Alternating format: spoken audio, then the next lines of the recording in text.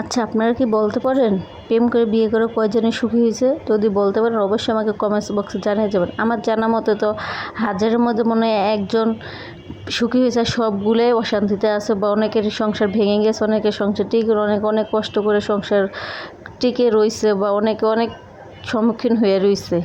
কিন্তু ছেলেদের কাছে আমার একটাই প্রশ্ন, সব ছেলে না, কিছু কিছু ছেলেদের ক্ষেত্রে তোমরা যখন একটা মেয়েকে ভালোবাসো, তাকে স্বপ্ন দেখো, তখন তো তোমার ভাবা উচিত আছে যে আমি যে মেয়েটাকে ভালোবাসি, মেয়েটার কি দায়িত্ব আমি নিতে পারবো, এই মেয়েটার কি ভরণ পোষণ নিতে পারবো, এই মেয়েটাকে কি আমি সুখ শান্তি দিতে পারবো, নাকি শুধু ওকে কষ্ট দেবো। যখনই মেয়েটার সাথে প্রেম করবে, বিয়ে করার চিন্তা, তখন এগুলো অবশ্যই চিন্তা ভাবনা করে তারপরে সামনের দিকে এগোনো দরকার।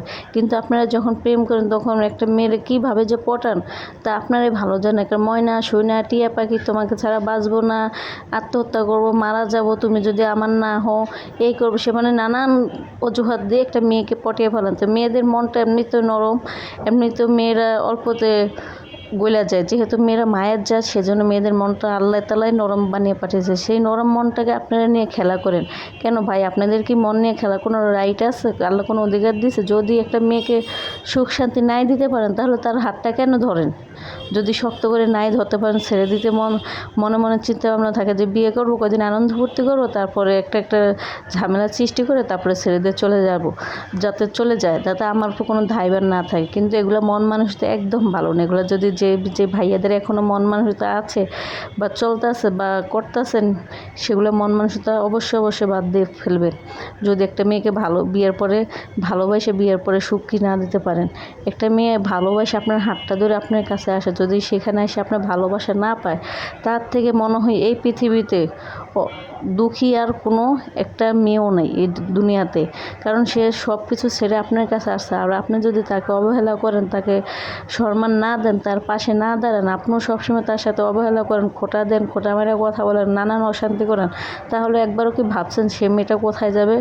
আপনাকে তো ভালোবাসে আপনার কাছে আসছে, তারপর যদি আপনি সেটা না বুঝেন, তাহলে কেন বিয়ে করেন? বিয়ের আগে তো অনেক কথাই বলেন, তাই না? কিন্তু এগুলো বলার আগে চিন্তা ভাবনা করতে হবে, আসলে আমি যেগুলো কথা বলি, আমি কি এই মেয়েটাকে আসলে সুখী দিতে পারবো, যে বা এই মেয়ের দায়িত্ব নিতে পারবো, তাকে আমি কর্ম করে খাওয়াতে পারবো? আপনি তো বিয়ের আগে বলবেন আমি এই পারি সেই পারি, কত কিছু পারি, কিন্তু বিয়ের পরে কিছু কিছু ভাইয়েরা আছে, বোর কামাই খেতে খুবই ভালোবাসে, সে বসে বসে ভাত খাবে, বোরা শুধু কামাই করে আনবে। কিন্তু বোরা যদি ভালো কথা 19 থেকে 20 বলে, তাদের হট মেজাজ তারা গরম হয়ে যাবে। কেন ভাই? এসব মন মানসিকতা তো থাকা ভালো না।